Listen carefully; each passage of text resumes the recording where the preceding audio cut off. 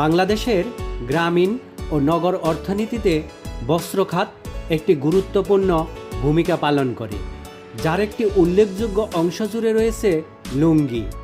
লুঙ্গি শুধু একটি পোশাক নয়, এটি এদেশের ঐতিহ্য, সংস্কৃতি এবং সাধারণ মানুষের দৈনন্দিন জীবনের অবিচ্ছেদ্য অংশ।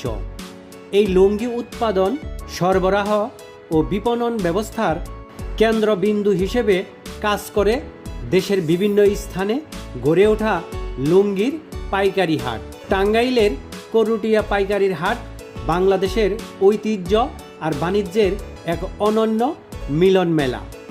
2 শতাব্দীরও বেশি পুরনো এই বাজার আজও টিকে আছে নিজের ঐতিহ্য আর সুনাম ধরে রেখে।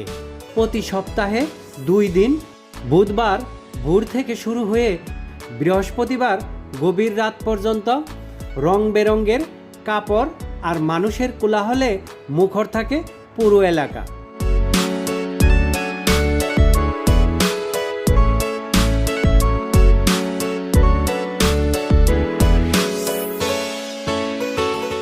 করুটিয়ার লুঙ্গির পাইকারি হাট বর্তমানে একটি সম্ভাবনাময় ব্যবসায়িক কেন্দ্র হিসেবে বিবেচিত হচ্ছে।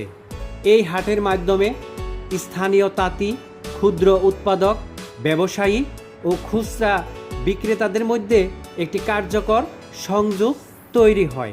ফলে একদিকে যেমন উৎপাদকরা ন্যায্য মূল্য পায়, অন্যদিকে ভোক্তারা তুলনামূলক কম দামে মানসম্মত লুঙ্গি সংগ্রহের সুযোগ লাভ করে।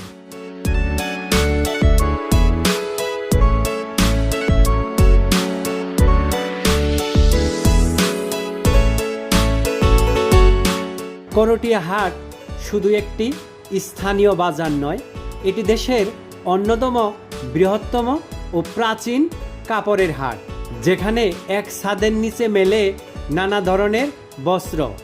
এখানে লুঙ্গির পাশাপাশি শাড়ি, থান কাপড়, পাঞ্জাবির কাপড়, ছাপা কাপড়, গামছা, ওড়না কিংবা তোয়ালে সব কিছুই মেলে এখানে সুলভ দামে।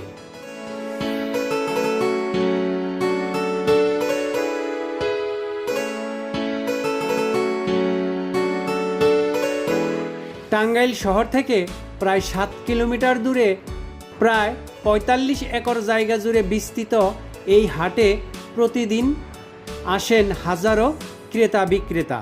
কেউ আসে পাইকারি কেনাকাটা করতে, আবার কেউ বা খুঁজে ফেরেন পছন্দের ডিজাইনের লুঙ্গি।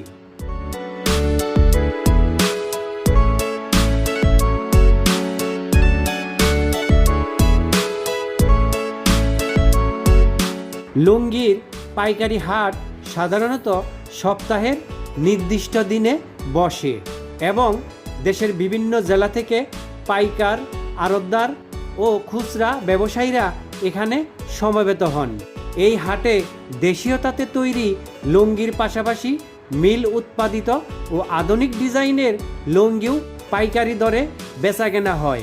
এর ফলে কর্মসংস্থান সৃষ্টি হয়, স্থানীয় অর্থনীতি সচল থাকে এবং ক্ষুদ্র উদ্যোক্তারা ব্যবসা সম্প্রসারণের সুযোগ পায়।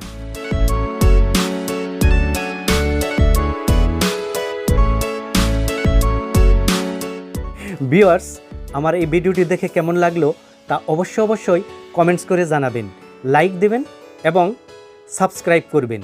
আর যদি আগেই সাবস্ক্রাইব করে থাকেন তাহলে অসংখ্য ধন্যবাদ।